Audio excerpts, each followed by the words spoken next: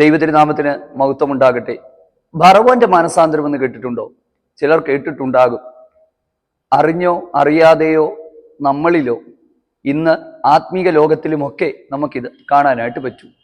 എന്താണ് ഭറവോന്റെ മാനസാന്തരം? ഈ ആത്മീക ശുശ്രൂഷയിൽ മുഴുവനും നിങ്ങൾ കേട്ട് കഴിയുമ്പോൾ, അല്ലെങ്കിൽ ഭാഗഭാക്കായി കഴിയുമ്പോൾ നിങ്ങൾക്ക് മനസ്സിലാകും എന്താണ് ഭറവോന്റെ മാനസാന്തരം എന്നുള്ളത്. നമ്മൾ ഒരിക്കലും ദൈവത്തിൻ്റെ കരുണയെയും കൃപയെയും ദുരുപയോഗം ചെയ്യാനായിട്ട് പാടില്ല. അങ്ങനെ ദുരുപയോഗം ചെയ്യപ്പെടുന്ന മേഖലകൾ ഉണ്ട്.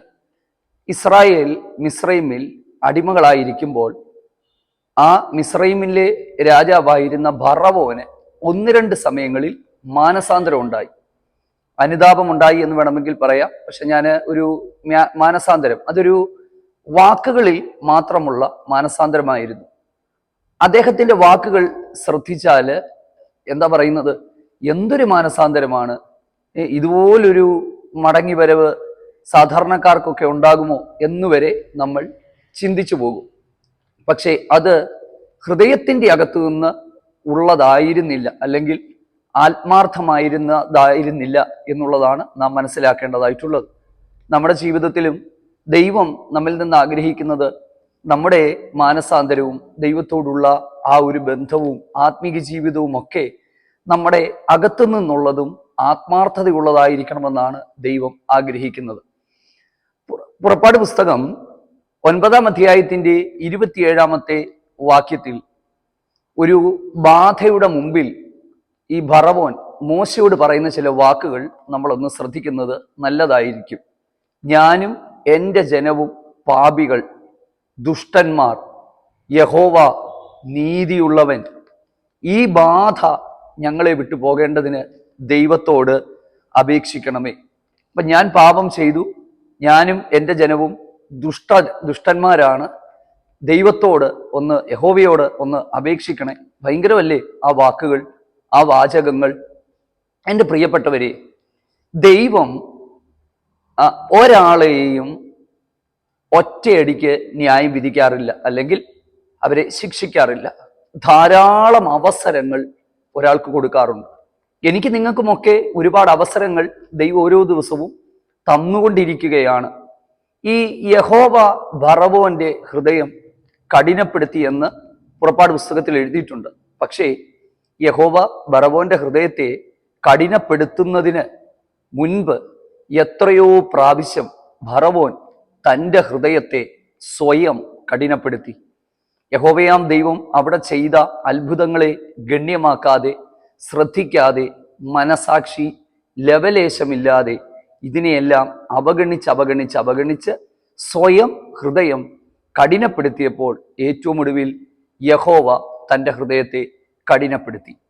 പല സമയത്തും ദൈവിക ന്യായവിധികൾ എത്തുന്നത് ഇത്തരത്തിലുള്ള തുടർച്ചയായ കഠിനപ്പെടലിന് ശേഷമാണ്. വേദപുസ്തകത്തിൽ നമ്മൾ പല ഭാഗങ്ങളിലും ദൈവിക ന്യായവിധി, പല സമൂഹങ്ങളെയും പാപം ചെയ്തവരെയും ഒക്കെ ദൈവം ശിക്ഷ വിധിച്ചത്, ന്യായം വിധിച്ചത് ഒത്തിരി ആളുകൾ ചോദ്യം ചെയ്യാറുണ്ട്. യഹോവയാം ദൈവം ഇത്ര ദുഷ്ടനാണോ? തൻ്റെ സൃഷ്ടിയെ നശിപ്പിച്ച് കളയുന്നു, കൊന്നുകളയുന്നു. പക്ഷെ ഞാൻ ദൈവവചനം പഠിച്ചപ്പോൾ എനിക്കൊരു കാര്യം മനസ്സിലായി. ദൈവം ഒരു കാര്യവും വേഗം ചെയ്യാറില്ല. ധാരാളം അവസരങ്ങൾ നൽകി കൊടുത്തതിന് ശേഷം ഏറ്റവും ഒടുവിലാണ്, ഇനിയും വേറൊരു ഓപ്ഷനും ദൈവത്തിന്റെ മുമ്പാകെ ഇല്ലാതെ ഇരിക്കുമ്പോഴാണ് അതെ ദൈവം ചെയ്തിട്ടുള്ളത്. എവിടെയെങ്കിലും ദൈവം ന്യായം വിധിച്ചിട്ടുണ്ടെങ്കിൽ അത് ചെയ്തിട്ടുള്ളത്. ഇന്നും നമ്മൾ ഈ ജീവിക്കുന്ന ഈ ഒരു കാലം എന്ന് പറയുന്നത് അന്ത്യകാലത്തിന്റെ അന്ത്യനാഴികയിലാണ്. നമുക്കൊക്കെ മാനസാന്തരപ്പെടാനും, അതായത് ഒന്നുകൂടെ മാനസാന്തരപ്പെടാനും, ദൈവത്തോട് ചേർന്ന് നടക്കുവാനും, ദൈവവചനപ്രകാരം നമ്മളെ ഒന്ന് ശുദ്ധീകരിക്കാനും ഒക്കെ അവസരം തന്നുകൊണ്ടിരിക്കുകയാണ്. ശരിക്കും രാജ്യത്തിന്റെ സുവിശേഷം സകല ജാതികളുടെ മുമ്പിലും സാക്ഷ്യത്തിനായി പ്രസംഗിക്കപ്പെട്ടതിന് ശേഷമാണ് അവസാനം പോലും വരുന്നത്. അതായത് ധാരാളം അവസരം കൊടുത്ത് ഇതെല്ലാം കേൾപ്പിച്ചതിന് ശേഷമാണ് ദൈവിക ന്യായവിധി വരുന്നത്. വേഗത്തിൽ നമുക്ക് പോകാം. എന്താണ് ഭറവോന്റെ മാനസാന്തരം എന്നുള്ളത്? ഭറവോന്റെ മാനസാന്തരം എന്ന് പറയുന്നത് ചില പ്രത്യേക വിഷയങ്ങളിലേക്ക് എത്തുമ്പോൾ പെട്ടെന്നുണ്ടാകുന്ന ഒരനുതാപം, പെട്ടെന്നുണ്ടാകുന്ന ഒരു സമർപ്പണം ഇല്ലേ? ചിലരങ്ങനെയാണല്ലോ. അവർക്ക് പ്രശ്നം വരുമ്പോൾ അവർക്ക് ദൈവത്തെ വേണം. പെട്ടെന്ന് ഉപവാസ പ്രാർത്ഥന വെക്കുന്നു, ദൈവസന്നിധി കരയുന്നു, ദൈവദാസന്മാരെ വിളിക്കുന്നു, എനിക്ക് മറുപടി വേണം. ഇതെല്ലാം കിട്ടിക്കഴിയുമ്പോൾ പിന്നെ വചനം അനുസരിക്കത്തില്ല, തങ്ങൾക്ക് തോന്നുന്നത് പോലെ ജീവിക്കുന്നു. അങ്ങനെയുള്ള ധാരാളം ആളുകളെ ഞാൻ നിങ്ങൾക്ക് കാണിച്ചു തരാം. എന്തിനേറെ പറയുന്നു, വിശ്വാസത്തിന് വേണ്ടി ഇറങ്ങി തിരിച്ചവരുടെ ഇടയിൽ പോലും ഇങ്ങനെയുള്ളവരെ നമ്മൾ കാണാറുണ്ട്. എനിക്ക് തന്നെ ഒരുപാട് അനുഭവമുണ്ട്. സ്നേഹത്തോടെ ഞാൻ പറയാം, പണ്ടൊക്കെ ഭയങ്കര വിഷമമായിരുന്നു. ഈ ചിലർക്ക് വേണ്ടിയൊക്കെ പ്രാർത്ഥിച്ച് ദൈവം അവരെ അനുഗ്രഹിച്ച് അല്ലെങ്കിൽ അവരുടെ വിഷയങ്ങൾക്കൊക്കെ മറുപടി കിട്ടി കഴിയുമ്പോൾ വിളിച്ചൊരു വാക്കുപോലും പറയാത്ത എത്രയോ ആളുകളെ നമ്മൾ കാണുന്നു. ഇന്ന് ആ സങ്കടമെല്ലാം മാറി. കാരണം നമ്മളത് തിരിച്ചറിഞ്ഞു, ദൈവം അതെല്ലാം കാലങ്ങളിൽ പഠിപ്പിച്ചെടുത്തത് കൊണ്ടാണ്. പക്ഷേ ദൈവ മുമ്പിലേക്ക് നമ്മൾ വരുമ്പോൾ പ്രശ്നത്തിന്റെ മുമ്പിൽ താൽക്കാലികമായൊരു മാനസാന്തരമല്ല ദൈവം നമ്മിൽ നിന്ന് ആഗ്രഹിക്കുന്നത്. എന്താണ് ഫറവോന്റെ മാനസാന്തരം എന്ന് പറയുന്നത്? പുറപ്പാട് പുസ്തകത്തിൽ ഏകദേശം 6 അധ്യായങ്ങളാണ് മോശയും ഫറവോനും തമ്മിലുള്ള സംസാരവും മിസ്രയീം ദേശത്ത് ഉള്ള ആ ഒരു ന്യായവിധിയും ദൈവിക ഇടപെടലുകളും രേഖപ്പെടുത്തിയിരിക്കുന്നത്. നിങ്ങൾ ചിന്തിച്ചിട്ടുണ്ടോ എന്തിനാണ് ഇത്രയധികം അധ്യായങ്ങൾ? എനിക്ക് തോന്നുന്നു ഒരു 5-ാമത്തെ 6-ാമത്തെ അധ്യായം മുതൽ പുറപ്പാട് പുസ്തകം 11-ാം അധ്യായം വരെയുള്ള ആ അധ്യായങ്ങൾ ഇത്രയും ദീർഘമായ വിവരണങ്ങൾ എന്തിനാണ് ദൈവത്തിന്റെ ആത്മാവ് നൽകി തന്നിരിക്കുന്നത്? 10 ബാധകൾ മിസ്രയീമിൽ അയച്ചു, ഇസ്രായേലിനെ പുറത്തു കൊണ്ടുവന്നുവെന്ന് ചുരുക്കി എഴുതിയാൽ പോരായിരുന്നു. പക്ഷെ അതിന് പകരം ഇത്രയും ഡീറ്റെയിൽഡ് ആയിട്ടുള്ള കോൺവെർസേഷനുകൾ, ഇടപെടലുകൾ ഒക്കെ എന്തിനാണ് എഴുതിയത്? ഞാൻ വിശ്വസിക്കുന്നു ദൈവവചനത്തിന്റെ അകത്ത് എഴുതിയിട്ടുള്ള ഒരു കാര്യം പോലും വെറുതെ എഴുതിയതല്ല. ദൈവത്തിന്റെ ഇടപെടലുകൾ, ഫറവോന്റെ പ്രതികരണങ്ങൾ ഇന്നും നമ്മളത് മനസ്സിലാക്കണം. എന്തിന്? നമ്മൾ ഒരിക്കലും അതുപോലെ ആയിത്തീരാതിരിക്കാനായിട്ടാണ്. ഞാൻ പറഞ്ഞു, എന്താണ് ഫറവോന്റെ മാനസാന്തരം? ഫറവോന്റെ മാനസാന്തരം എന്ന് പറയുന്നത് താൽക്കാലികമായി ചില പ്രശ്നങ്ങളുടെ മുൻപിൽ ഉണ്ടാകുന്ന ചില വികാര പ്രകടനങ്ങൾ മാത്രമാണ്. ചില വികാരങ്ങളിൽ നിന്നുള്ള വാക്കുകളാണ്. ആത്മാർത്ഥത ലവലേശം പോലും ഇല്ലാത്തതാണ്. അങ്ങനെയുള്ള ധാരാളം ആളുകളെ നമ്മൾ കാണാറുണ്ട്. ചില സമയങ്ങളിൽ നമ്മളും അങ്ങനെ ആയി പോകാറുണ്ട്. ഈ തിരുവചന ശുശ്രൂഷയിൽ പങ്കുകാരാകുമ്പോഴെങ്കിലും നമുക്ക് ദൈവത്തിങ്കിലേക്ക് ആത്മാർത്ഥമായിട്ടൊന്ന് നോക്കാം. 2 പ്രാവശ്യമാണ് ഫറവോന് ഒരു മാനസാന്തരം എന്ന് വേണമെങ്കിൽ വിളിക്കാവുന്ന ഒരു കാര്യം ഉണ്ടാകുന്നത്.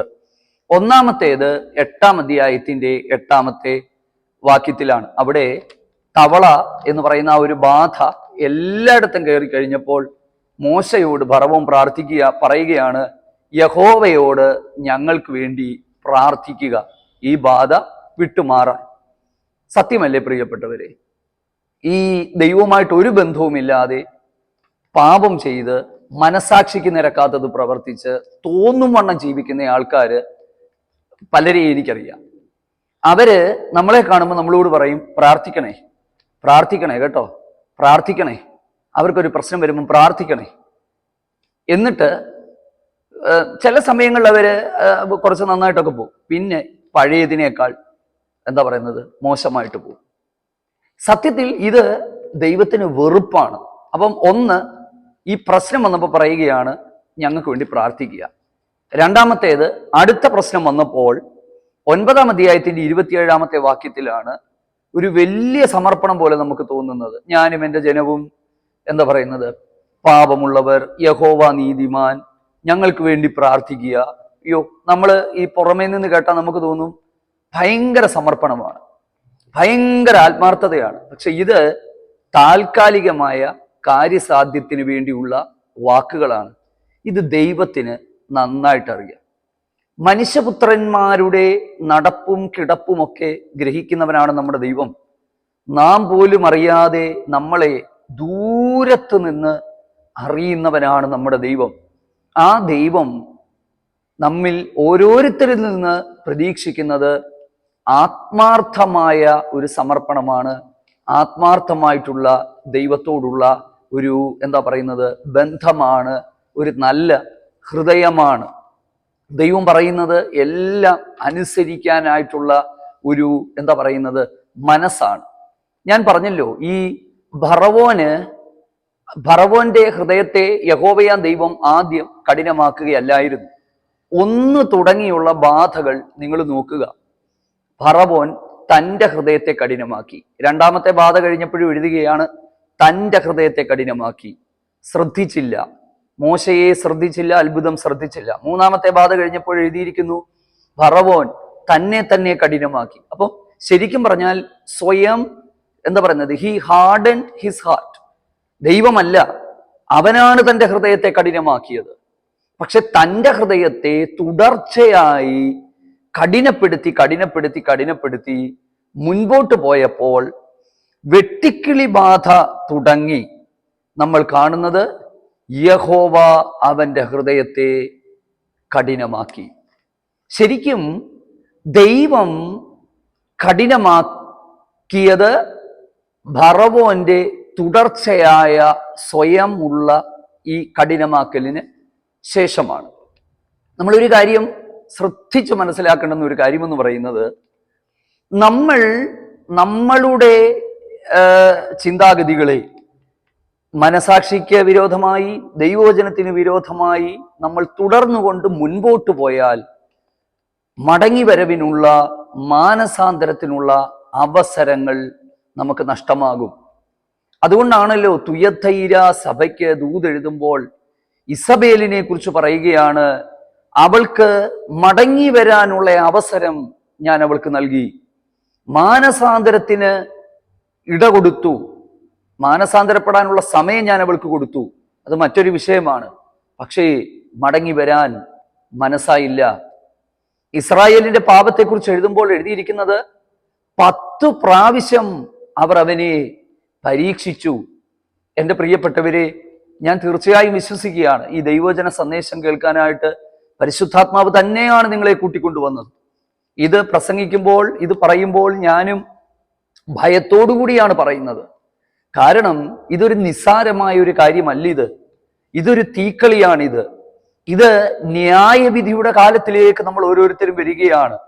ന്യായവിധി ദൈവഗൃഹത്തിൽ അതെ ആരംഭിക്കുവാൻ സമയമായി എന്നൊക്കെ നമ്മൾ രേഖപ്പെടുത്തിയിരിക്കുന്നത് പോലെ, നീതിമാൻ പ്രയാസേന രക്ഷപ്പെടുന്നെങ്കിൽ പാപിയുടെയും അഭക്തന്റെയും ഗതി എന്തായിത്തീരും? ചിലർ പറയുന്നത് പണ്ട് മാനസാന്തരപ്പെട്ടു. അല്ല, മാനസാന്തരം ദിനം തോറും നമുക്ക് ഉണ്ടാകേണ്ടത് ഏറ്റവും അനിവാര്യമാണ്. കണ്ടോ? അപ്പൊ ചില പ്രശ്നങ്ങൾ വരുമ്പോൾ ഉപവസിക്കുന്നു, പ്രാർത്ഥിക്കുന്നു, ചില തീരുമാനങ്ങൾ എടുക്കുന്നു, കരയുന്നു. അതെല്ലാം കഴിഞ്ഞപ്പോൾ എനിക്ക് ഈ പുറപ്പാട് പുസ്തകത്തിൽ ഇഷ്ടപ്പെട്ടൊരു പദമുണ്ട്. ആ പദം എന്താണെന്നറിയാമോ?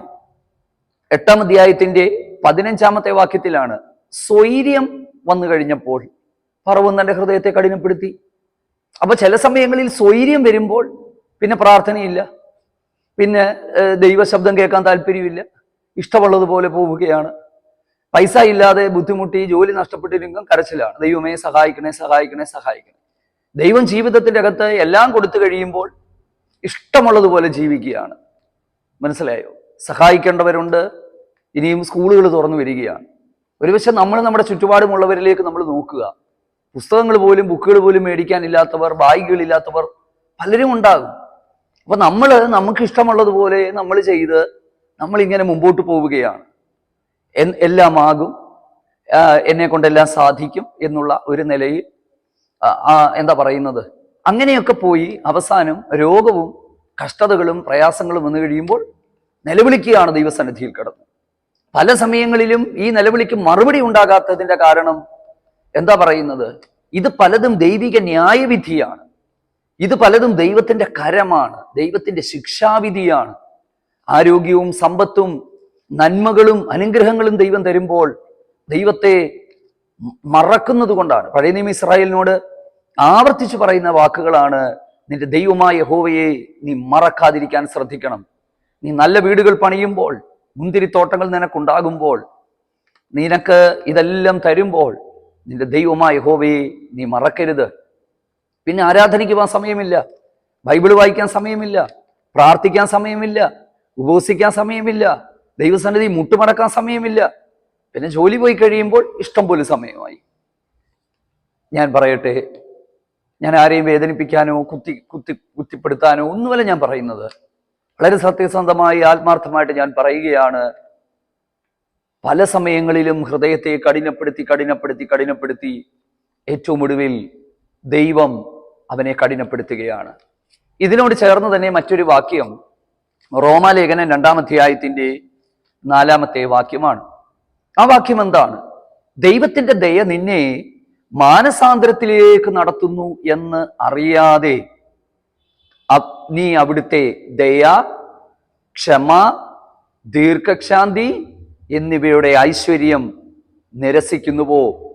എന്നാൽ കാഠിന്യത്താലും അനുതാപമില്ലാത്ത ഹൃദയത്താലും നീ ദൈവത്തിന്റെ നീതിയുള്ള വിധി വെളിപ്പെടുന്ന കോപ ദിവസത്തേക്ക് കോപം ചരതിച്ച് വെക്കുന്നു.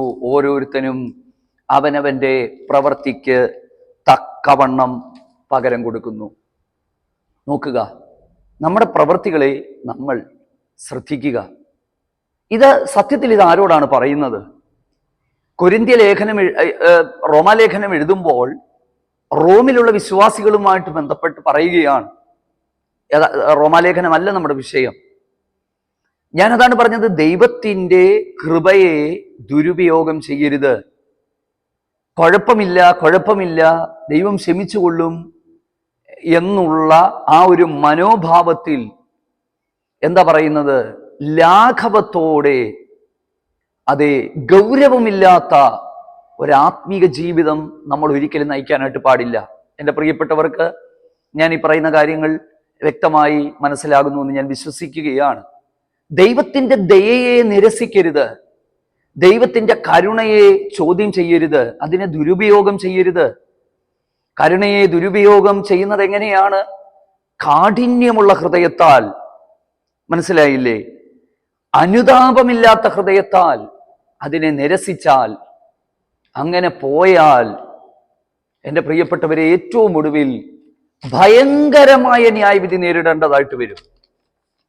ഞാൻ ഒരുപാട് ചെറുപ്പക്കാരുമായിട്ട് സംസാരിച്ചിട്ടുണ്ട്. വളരെ വേഗം ആ ഒരു കാര്യങ്ങൾ കൂടി പറയാതെ എനിക്ക് നിർത്താനായിട്ട് കഴിയുകയില്ല. ഈ ചെറുപ്പക്കാരുമായിട്ട് സംസാരിക്കുമ്പോൾ പലരും പലവിധമായ വിഷയങ്ങളിൽ വീണ് കിടക്കുന്നവരാണ്. അതായത് യൗവനത്തിൻ്റെതായ പാപങ്ങളിൽ, പാപ സ്വഭാവങ്ങളിൽ കരകയറുവാൻ കഴിയാതെ സ്ട്രഗിൾ ചെയ്യുന്ന ഒത്തിരി ആളുകളുണ്ട്. പിന്നീട് അവർ ദൈവകൃപയെ തിരിച്ചറിഞ്ഞ് അവരതിനെ ഓവർകം ചെയ്ത് ദൈവസന്നിധിയിലേക്ക് വരാറുണ്ട്. 2 തരത്തിലുള്ള പ്രതികരണങ്ങൾ ഞാൻ ശ്രദ്ധിച്ചിട്ടുണ്ട്. ചിലർ പറയുന്നത്, ഞാനൊരു പാപിയാണ്, എന്നിൽ കുറ്റമുണ്ട്, ഞാൻ ഈ ചെയ്യുന്നത് തെറ്റാണ്, എനിക്ക് സാധിക്കുന്നില്ല, എനിക്ക് ദൈവത്തിങ്കിലേക്ക് വരണം എന്നെനിക്കൊരു ആഗ്രഹമുണ്ട്. അങ്ങനെ പറയുന്ന ഒരു കൂട്ടരെ കാണാം. ഇവര് ഉറപ്പായും ദൈവസന്നിധിയിൽ ദൈവം ആഗ്രഹിക്കുന്ന ഒരു നിലയിലെത്തും. കാരണം അവരുടെ മനസ്സിൽ ചെയ്യുന്നത് തെറ്റാണെന്നും ഒരു മാറ്റം വേണമെന്നും തിരിച്ചറിഞ്ഞ് ആഗ്രഹിച്ച് ദൈവവചനത്തെ ഒരു പരിധി വരെ മനസ്സിലാക്കി പോകുന്നവരാണ്. എന്നാൽ ചില ആത്മീയരെന്ന് പറയുന്ന പേരിലുള്ളവർ പോലും പറയുന്ന ചില കാര്യങ്ങൾ, കുറച്ച് ലോകത്തിന്റെ സുഖമൊക്കെ ആകാം, പിന്നെ എല്ലാവരും അങ്ങ് വിശുദ്ധന്മാരാണോ, കുറച്ച് ഇതൊക്കെ ചെയ്താൽ എന്നതാ കുഴപ്പം, ദൈവം ഇതൊക്കെ അങ്ങ് ക്ഷമിക്കത്തില്ലേ, അങ്ങനെയൊക്കെ ആർക്കെങ്കിലും ഒക്കെ ജീവിക്കാൻ പറ്റുമോ? ഇതൊക്കെ ജീവിതത്തിന്റെ ഭാഗമാണ്, ഇത് പലതും നമ്മൾ അനുഭവിക്കാൻ ദൈവം തന്നിരിക്കുന്നതാണ്, ഇതൊന്നും ഇല്ലാതെ എന്തൊരു ജീവിതമാണ് എന്ന് പറഞ്ഞ് പല പാപങ്ങളെയും നിസ്സാരമാക്കി കളയുന്ന ആൾക്കാരുണ്ട്. അവരുടെ പിന്നീടുള്ള പലരുടെയും ജീവിതത്തെ ഞാൻ ഇവാലുവേറ്റ് ചെയ്തപ്പോൾ അവർ വലിയ പാപത്തിന്റെ കയത്തിലകപ്പെട്ട് ഒരിക്കലും തിരിച്ചു വരുവാൻ കഴിയാത്ത അവസ്ഥയിലേക്ക് പോയതും ഞാൻ ശ്രദ്ധിച്ചിട്ടുണ്ട്. അപ്പൊ എനിക്കൊരു കാര്യം മനസ്സിലായി, നമ്മൾ ഇതിനെ ഒരു സില്ലിയായി കാണാനായിട്ട് പാടില്ല. അതെ, തെറ്റുകൾ സംഭവിക്കാം, ബലഹീനതകൾ ഉണ്ടാകാം, വീഴ്ചകൾ സംഭവിക്കാം. പക്ഷേ പാഠങ്ങൾ പഠിച്ച് തിരിച്ചറിഞ്ഞ്, കർത്താവേ എനിക്ക് അധികം കൃപ ആവശ്യമാണ്. ഫറവോന്റെ മാനസാന്തരം പോലെ ഒരു മാനസാന്തരമല്ല. എന്താ പറയുന്നത്, കൽമഴ പെയ്തപ്പോഴും വലിയ പരുക്കൾ പൊങ്ങാൻ തുടങ്ങിയപ്പോഴുമൊക്കെ പറയുകയാണ്, ഞാൻ പാപിയാണ്, യഹോവ നീതിമാനാണ്. പക്ഷെ പ്രശ്നം മാറിയതോടുകൂടി പുള്ളിയുടെ മാനസാന്തരവും പോയി, പ്രയാസം മാറി, മാനസാന്തരം പോയി. പിന്നെ പണ്ട് കണ്ട ഒരാളെ അല്ല. വിടത്തില്ല വിടത്തില്ല, ആരാധിക്കാൻ വിടത്തില്ല എന്ന് പറഞ്ഞ് എതിരായി നിൽക്കുമ്പോൾ അങ്ങനെ ഒരു അനുഭവം നമുക്ക് ആർക്കും ഉണ്ടാകാതെ ഇരിക്കട്ടെ. ആത്മാർത്ഥമായി നമുക്ക് കർത്താവിനെ സ്നേഹിക്കാം. നല്ല ഹൃദയത്തോടെ, നല്ല മനുഷ്യരായി, ദൈവം മുമ്പാകെ നീതിയോടെ, ഞാൻ എപ്പോഴും പറയുന്നതാണ്, ഒരു നല്ല ഹൃദയം നമുക്ക് ദൈവം മുമ്പിൽ ഉണ്ടാകട്ടെ. കർത്താവ് ഏവരെയും സഹായിച്ച് അനുഗ്രഹിക്കട്ടെ. ഈ സന്ദേശം നിങ്ങൾക്ക് അനുഗ്രഹമായി തീർന്നു എന്ന് വിശ്വസിക്കുന്നു. ഞങ്ങൾക്ക് വേണ്ടി പ്രാർത്ഥിക്കുക. നിങ്ങളെയൊക്കെ ഓർത്ത് പ്രാർത്ഥിക്കുന്നുണ്ട്. ആമേൻ. God bless U.